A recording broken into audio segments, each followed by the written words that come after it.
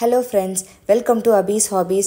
உங்கள் கூட பேசிகிட்டு இருக்கிறது நான் அபி. இன்றைக்கி உங்களுக்காக ஒரு குட்டி கதை சொல்ல போகிறேன்.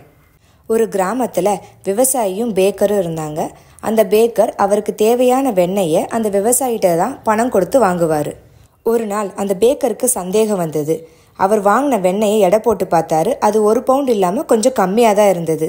உடனே அவருக்கு ரொம்ப கோபம் வந்தது. விவசாயியை கூட்டிகிட்டு நீதிபதி கிட்ட போனார். நீதிபதி விவசாயிகிட்ட கேட்டார், நீ 1 பவுண்ட் வெண்ணெய் அளக்கிறதுக்கு என்ன எடை யூஸ் பண்ண? அதுக்கு அந்த விவசாயி ரொம்ப பணிவாக சொன்னார், ஐயா நான் ரொம்ப ஏழை, என்கிட்ட எடை எதுவும் இல்லை. அந்த பேக்கர் கிட்ட வாங்குற 1 பவுண்ட் ரொட்டியை தான் நான் எடையாக யூஸ் பண்ணுறேன். நீதிபதி பேக்கரை பார்த்து சொல்கிறாரு, நீ எவ்வளோ கொடுத்தியோ அவ்வளோதான் வாங்கியிருக்க, வழக்கு முடிந்தது.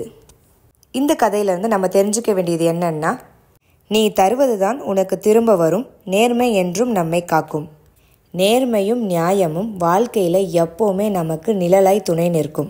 நேர்மையாக இருந்தோன்னா வாழ்க்கையில் நமக்கு எப்போவுமே வெற்றி தான். இந்த கதையை இவ்வளோ பொறுமையாக கேட்ட உங்கள் எல்லாருக்கும் என்னுடைய மனமார்ந்த நன்றி.